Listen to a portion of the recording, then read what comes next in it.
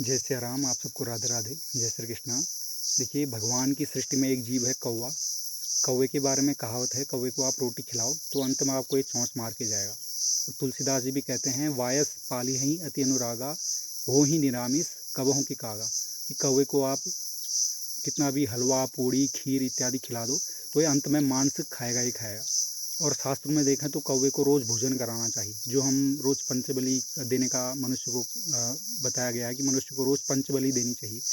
मतलब कि 5 जो चीज़ें हैं उनको भोजन कराना चाहिए।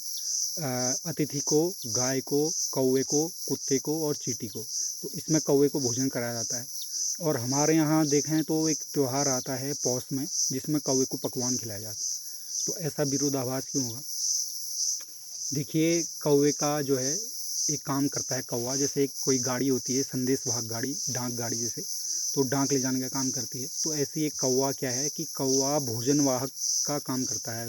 ये और जीवों को, जो जंगल में रहने वाले प्राणी हैं, पक्षी हैं, उनको भोजन प्रदान कराता है।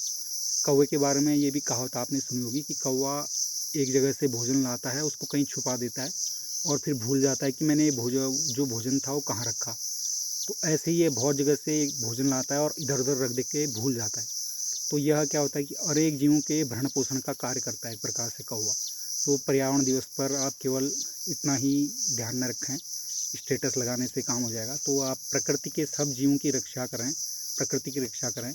और प्रकृति केवल मानव की ही नहीं है, मानव के अलावा इस प्रकृति में जो अनेक पशु पक्षी प्राणी हैं, उनका भी अधिकार इस प्रकृति में है।